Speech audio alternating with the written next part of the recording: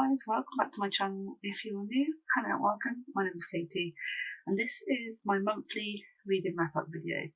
So if you're interested in books or bookish things, or if you're a reader and want to know what I've been reading this month, then this is a video for you, and I hope you stick around because I've got this little stack of books to talk about. There's been one or two Kindle reads and there's actually been some audiobooks. So I hope you stick around and let's go through what I've been reading this month and give you my thoughts and opinions. But if you're new, welcome. Please hit that subscribe button as I try my hardest to grow this channel. I do lots of different content and yeah, I hope you enjoy. So let's get into August 2023's reading wrap up. So the first book that I want to talk about, I buddy read this with my friend Chanel, who I met through TikTok, and we literally are book besties. We're also massive Harry Potter fans, and I wish she lived closer. So we buddy read Happy Place by Emily Henry. Now, this isn't my usual read, however, Emily Henry is like a queen of like romance, contemporary romance, and I haven't actually read that many of her books. However, this one really intrigued me because it's really popular on social media. I was a bit of a sheep buying it, but I bought it for good reason because I've said to myself now I might do it in just my hardback books, but I actually tabbed this book to oblivion. So I have only read Book Lovers out of the other three books that she's brought out, and she's actually got another book out next year called Funny Story, I think, which I'm maybe thinking about getting next year. However, Happy Place is amazing. We flew through this book, and so I'm just getting my little notebook down. And as I said, I'm not usually a romance reader or contemporary romance, but I really, really enjoyed this book. I thought it was amazing. I love Emily Henry writing style, so I might actually have to get you and me on vacation and beach read at some point. Maybe next summer, because obviously it's coming into autumn now. But absolutely love Emily Henry's writing style, and this isn't like your typical romance book. This is an emotional roller coaster, and I could fully relate to the main character Harriet, who goes through quite a lot in this book. She is our female main character, and all different emotions she goes through in this book I've probably felt at some point in my life. There is trigger warnings, I would say, it talks about mental health and there's drug use talked about in this book. So if that triggers you, you might want to just check in case it trigger you anymore. However, Harriet, as I said, is our main character, and she is going to like kind of a reunion holiday with a group of friends, and her ex is going to be there, but everyone thinks they're still together, so it's kind of they're having to put on the relationship for the sake of their friends, and it goes through like their emotions, obviously how they're feeling throughout the book, like being around each other in that kind of enclosed environment, and yeah, it's really fun, but it's also touches on how there are pressures on like women to feel like they have to do well for themselves. Like Harriet goes through how she feels that she's currently in a hospital training to become a surgeon. Is it a surgeon? I think it's a surgeon. And she is feeling like she has to do it because her parents have put her through the medical school and paid fees and things like that. And it's actually making her feel like rubbish. She doesn't want to do it anymore, and she goes through these mental battles of, I need to do this because my parents have put me through it, but I'm not wanting to do it. Like, I don't want to be in this career. But yeah, it's really fun, and I would highly recommend, because it's funny but also touches on serious topics as well. So I highly recommend Happy Place, and I definitely think I'm gonna pick up Emily Henry's other books, because I think I've still got book covers, but that's in paperback, and this one's in hardback, so am I gonna have to just repurchase them all in hardback? I'll have to see what they are like in price wise. But as I said, I don't usually tab books, but I think I'm just gonna tab maybe my hardback books. But yeah, Happy Place I gave 5 stars, absolutely loved it, and I'll happily reread it. The next book, which was actually a bit of a letdown. So I bought this because obviously I thought it would be a thriller summer read, and it's Liar's Beach by katiepageyoutube. I'm really sorry if I butchered that. It's only a short read, and I really didn't enjoy it. I thought from the blurb, I thought, oh my god, it's going to be a really it could be a fast-paced thriller. However, in my notes I've got it wasn't the best. I only finished it just to find out who the perpetrator was, and I personally found that anticlimactic as well. I had guesses in my mind, and then it got to the end, and I thought, well, that was one of my guesses. It wasn't really bang in your face, or bang a plot twist, or something else happens. But yeah, would not recommend. I only gave it 2 stars. It's kind of like YA kind of vibe. It's kind of like rich college kids going to their parents' house for a holiday, and someone gets found in the pool, and they look like they're dead, but they're not.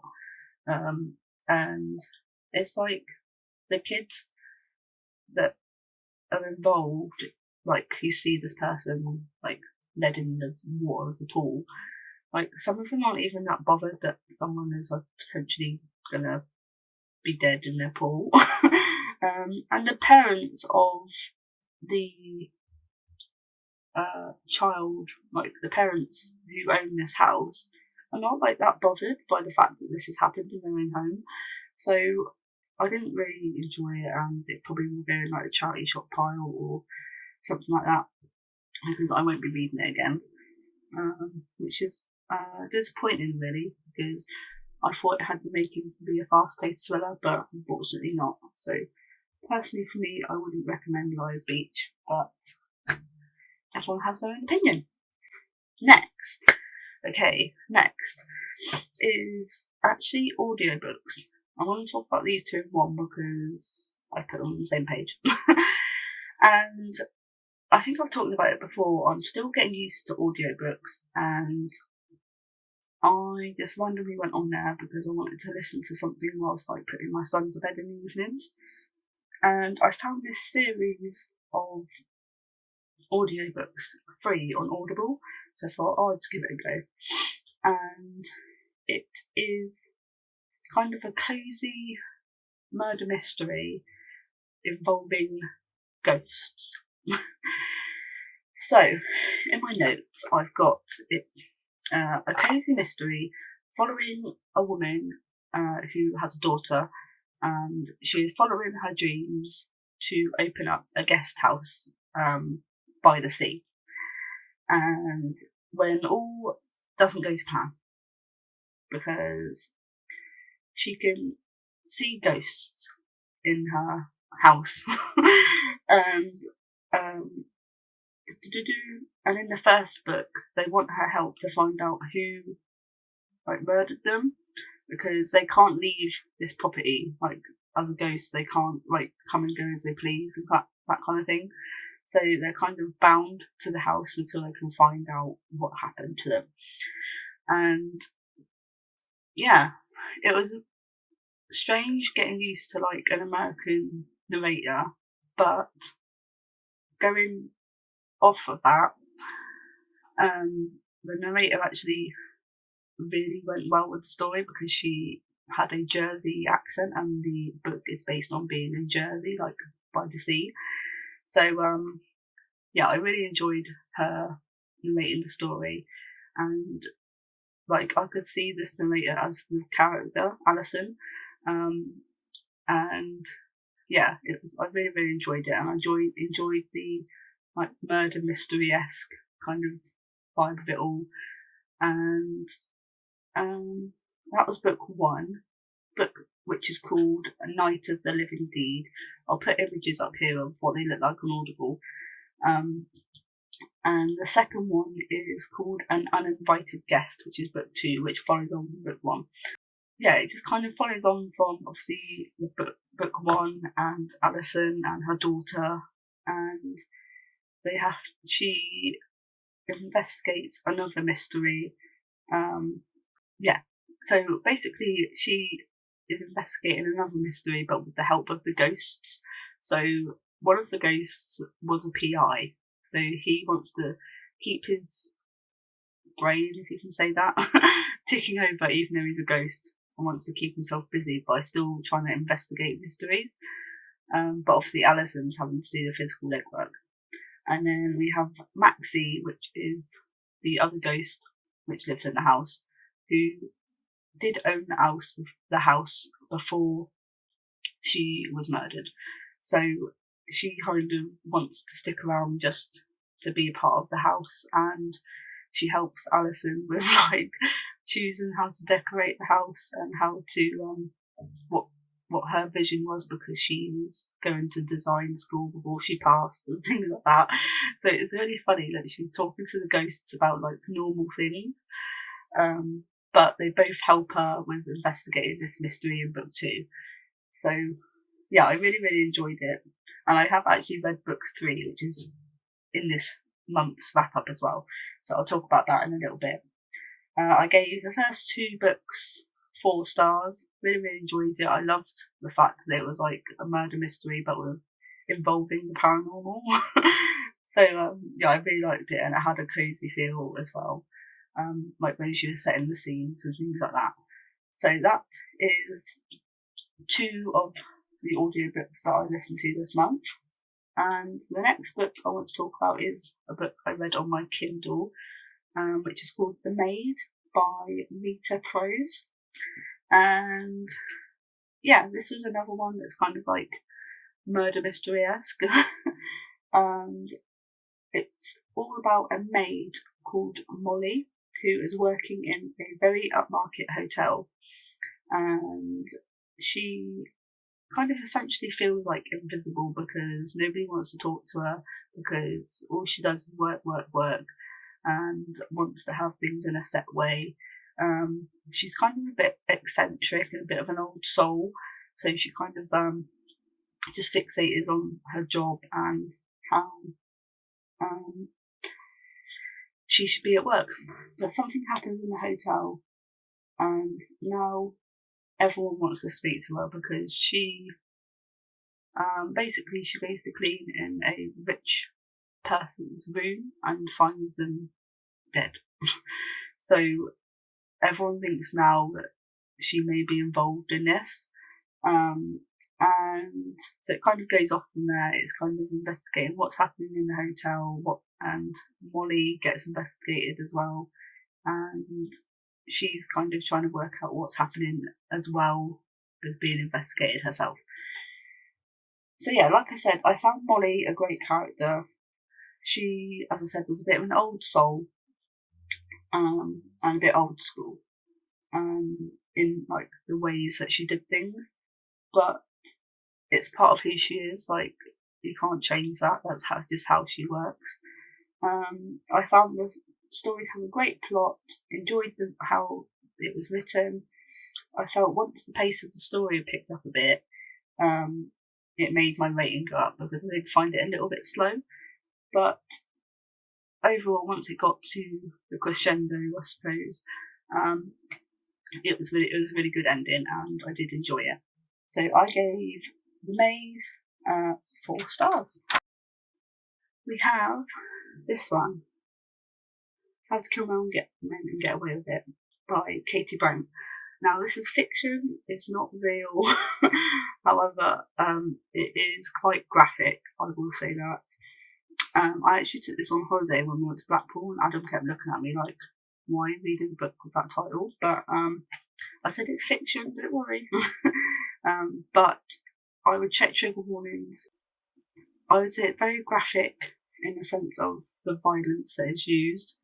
However, I would be advised to check trigger warnings because, like I said, it's quite violent and quite graphic, because Kitty Collins is a socialite and she thinks she's being stalked by someone online, and she ends up getting into kind of an addiction to killing men, like bad ones, like things that are people who have done like bad things that should be put away. So she kind of gets into a thing of killing men. It was overall in a good way in the sense that she got revenge on the right men. It reminds me of the Mind F series, but in more of a lighter tone, like because it's about a social media star basically. But I did find some bits a bit like ew. And there was a twist, which I kind of seen and I kind of didn't see. But overall, it was a good read. I probably won't read it again. And I gave it 3 stars. So, next we have another romance. As I said, these were the last books on my summer TBR pile. So next we have The X Talk, which is by Rachel Lynn. And this is about a radio presenter called Shay, and she works at a small Seattle radio station. But she is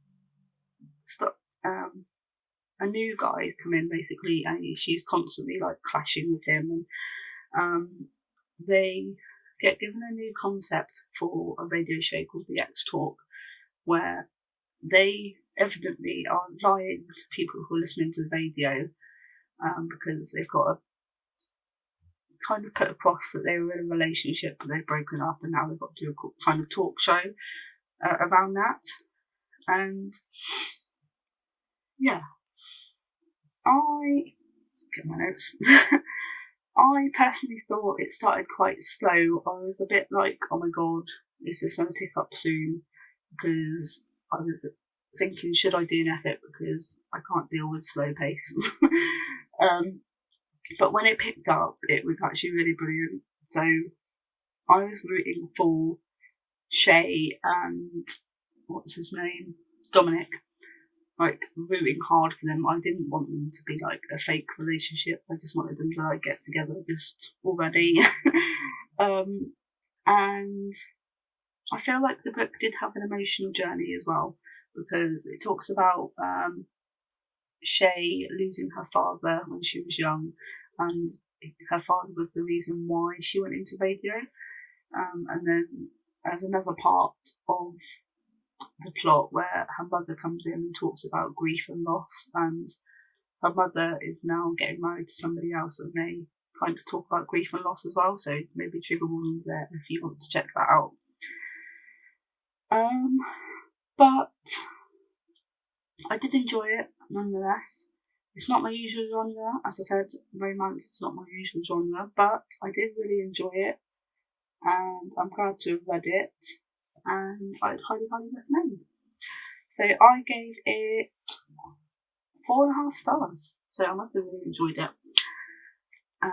So yeah, The X Talk by Rachel Lynn. Next is the famous Tessa Bailey. It Happens One Summer by Tessa Bailey, and this has been very, very popular, and I was hoping I would enjoy it like everybody else, and I did in a way. So overall, this is a very good read for the summer because it takes place in kind of summertime. And our main character is called Piper, who again is kind of a social media icon, famous person. And something happens to her at the beginning of the book, and she gets told by her stepfather she has to go to Westport, which is kind of like a fishing town, and stay there for 3 months and kind of learn how to fend for herself, in a sense. And she has a bar left to her by her father who passed, and he tells her basically to try and fix up this bar and see if she can do things by herself instead of relying on her stepfather's money, because he's a famous film director, I believe. So that is kind of the main part of the story. However, Piper meets the captain of the fishing boat, which go out to get like crabs and stuff like that. She kind of meets him, and he's kind of your typical miserable, grumpy man who shouldn't like someone like Piper, but obviously starts falling for her. So overall, I did enjoy seeing how Piper changed throughout the book, from going from this self-obsessed social media icon to a more down-to-earth person who didn't really think about money and needing fake, like, materialistic things, and going for a more normal life, I suppose. I found Brendan, which is the male main character, a bit too grumpy for my liking. Some people really like the grumpy sunshine character, but I found him a bit too possessive at times, the way he would talk about Piper's intimate parts. But he also changed in the book for the better as well. He wasn't as miserable, and he did change in a way which made him less rigid and a better person for Piper. This has some very spicy scenes in it. Very, very spicy. I was reading it, I was just like, I shouldn't be reading this at this time of day. But yeah, so it was a bit like, ooh, very hot. But again, I think it's just me with romance books. I found it a bit unrealistic. I know it's fiction, but when I read romance books, I'm like, that really wouldn't happen in real life. Like, there's another book I'm going to talk about in a minute, which relates to this book, which I found more realistic than this one. So, yeah, this one was a bit unrealistic. I think I've written down, I think the romance genre isn't for me, but there's been a couple of books this month which I've actually enjoyed, which is romance. So I think it's just the way it's written helps me decide whether I like it or not. This, as I said, was a bit unrealistic, but the sequel to this, which I read this month, I'll talk about in a second, I really enjoyed. So maybe because it was the first book relating of the two, I just found it a bit too much. But yeah, I would still recommend, because it's a really good summer romance, and I gave it 4 stars overall for it happened on summer. So next is the third book in the, what's it called, this series? I think it's called the Haunted Guest House series, which is the audiobooks which I started reading. So the third one is called Old Haunts, and the author is E.J. Copperman. I don't think I said that earlier. So this is obviously again carrying on from the second book. And in my thoughts, I've put, I'm loving this cozy series on Audible. I just randomly come across it one day, as I said, wanting to listen to something when I was putting my son to bed. It was free, and it's, as I said, a cozy murder mystery involving ghosts. So it sounds strange, but it works. Like, I think the fact that one of the ghosts is an ex-PI, and they're wanting to investigate things that have happened, and he wants to investigate, but obviously he can't because he's a ghost. And as I said, the narrator was spot on for the story, and the accent that she has is perfect for the location, as I said, because it's set in Jersey. This third book in particular, I think it's been the best one out of the 3 so far. It had a plot twist, and I was listening to it in the kitchen, like washing up or something, and the plot twist dropped, and I was like, what? Which actually caught me off guard, and I wasn't expecting it, and it, not many books do that for me, like make me go what, or make my jaw drop, but this actually did. And as I said, I don't always listen to audiobooks. I'm definitely carrying on with the series. As I said, I started book 4 was it yesterday? And I'm only a few minutes in, but I still love it just as much. So you'll hear about that in September. So I actually gave Old Haunts 5 stars because that one has been my favourite so far.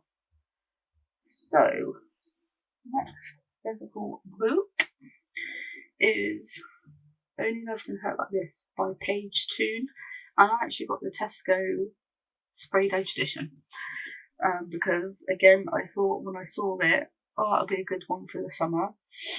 And this I actually nearly DNF'd because it was mega slow, and it's okay sometimes having a bit of a slow pace, but this was really, really slow. So we're talking about a woman called Ren who realises her fiance is in love with somebody else, and she goes on kind of a long awaited holiday to get away from him and her and try and focus on seeing her father, which she doesn't see very often because he lives in America and his parents are separated. So she goes off to Indiana in America and spends the summer with her father and his family, who have like kind of a separate family. Like he's remarried with, and they've got a daughter, so her half sister. And it kind of talks about like relationships in the sense of obviously father and daughter relationship, which is kind of distanced because she hasn't really got to know his wife and her half sister, and yeah, it's kind of about distant relationships, like building. And she also meets a guy called Anders who has his own problems, and there is a romance building up just after halfway of this book, but it takes forever, and I was really getting a bit bored, so I nearly DNF'd this a couple of times. I could understand the message of the book because it's talking about mental health. There's mental health issues relating to Anders, which is the main male character, and looking at different types of relationships, as I said, with father-daughter, new sister, and things like that. But yeah, it was okay. I gave it 3 stars, and others may enjoy it. People who like slower paced books, but there was a twist that actually caught me off guard, which is why I think I put it up to 3 stars. But yeah, not for me. So I will probably put that in the charity shop pile. But yeah, another one that's I think meant to be like an emotional, romancy book, which wasn't for me. But I've read other books which are more romance this month and have been for me. So it's all swings and roundabouts. So what is next?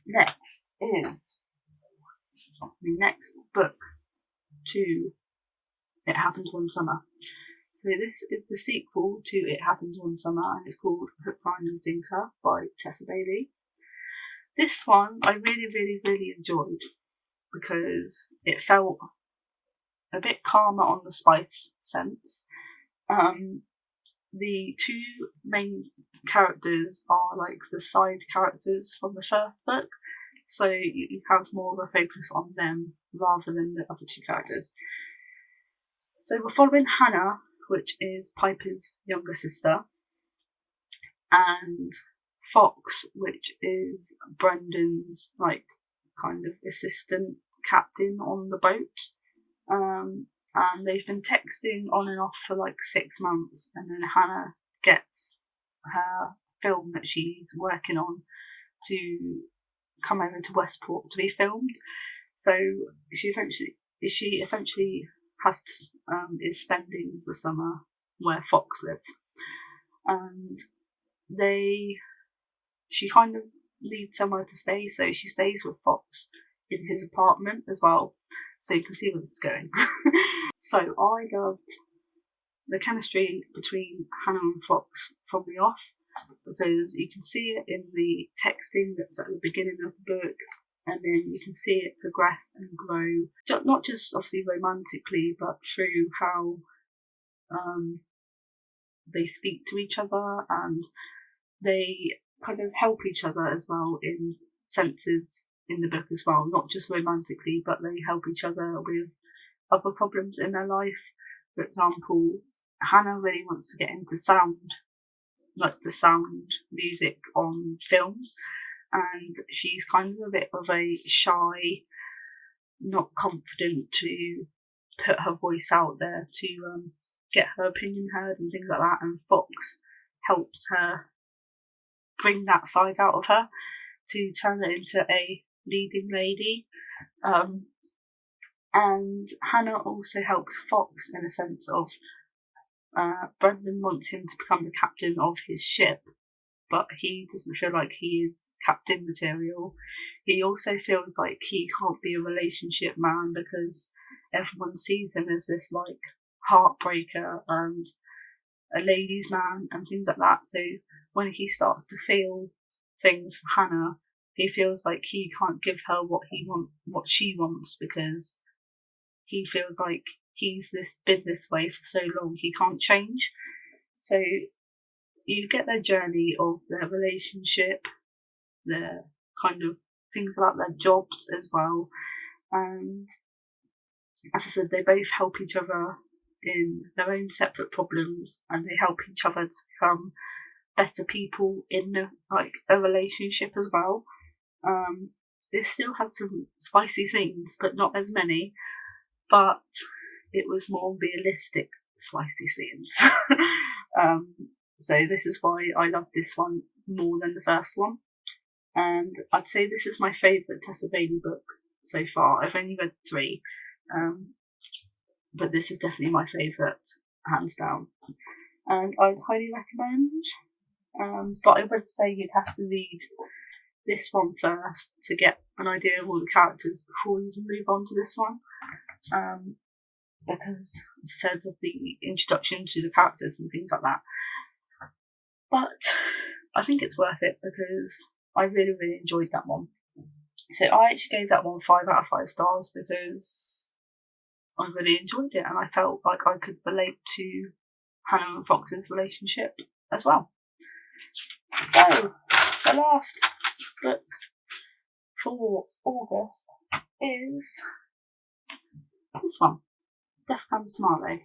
This is the second book to the Marlow Murder Club, which I read back in March, and I had really high hopes for this because I really enjoyed Marlow Murder Club, and I thought if it's anything like the first one, I'm really going to enjoy it. However, I was a bit let down. It was a bit of an anti-climax because the perpetrator, which gets revealed near the end, was a bit of an obvious choice for me. Like, I was going through the book thinking it's this person, And I thought, nah, it can't be that person because it's too much of an obvious choice. And it was the obvious choice. So I was a bit like, oh, well, that's a bit anticlimactic. I thought it wouldn't have gone for the obvious. So yeah, that really disappointed me. It was a bit slow for me personally, and I wanted more of the funny element, like the first one. Like the first one actually made me laugh out loud with quotes that the three main characters would say. But I was a bit disappointed there wasn't really much funny element in this one. And there is a third book coming out, which I probably will read. Just so I've got the trilogy, and I'm hoping and praying that it brings back some of the funny side, like comedic elements to the story, because I really missed that from the first book. And yeah, I'm really, really sad that I was disappointed with this because I wanted to enjoy it. But I only gave it 3 stars. But let's hope the third book is going to be better than the second. I think that comes out next year, I think. So, yeah, I was really disappointed. I wanted to really enjoy this, but I found it too obvious and a bit anticlimactic. So let's pray the third one's going to be better than this one. And that is everything that I read in August. So it was a total of 12 books, if you included audiobooks and the Kindle book. My favourites of the month were surprisingly 2 romance books. If you've been here and you've watched any of my other reading wrap-ups, I'm normally more of a fantasy, YA, thriller person. But as I said, this was my books bought separately for the summer.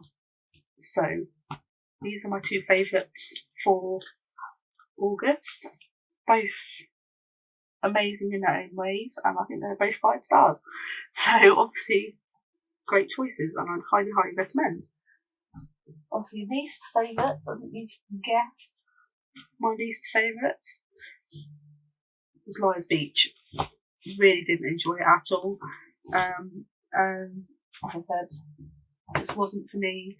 Too much like rich kids on holiday but don't give a hoot that someone's been murdered in their own back garden.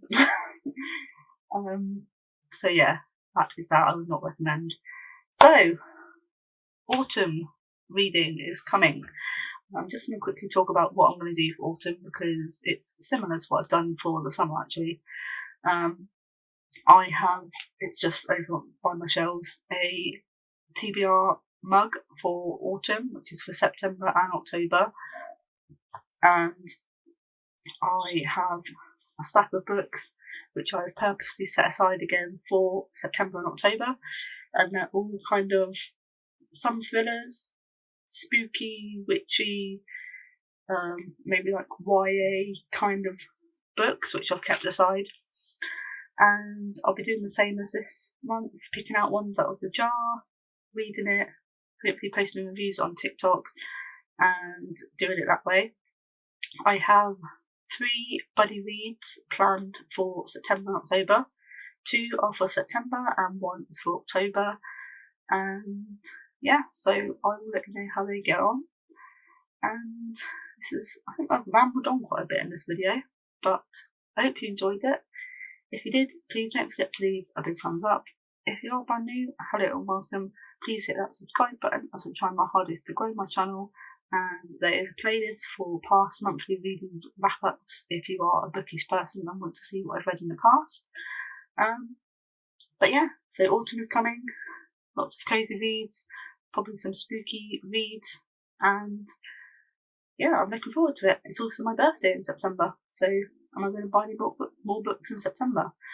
I don't need to, but there's a couple I've had my eye on, but we shall see.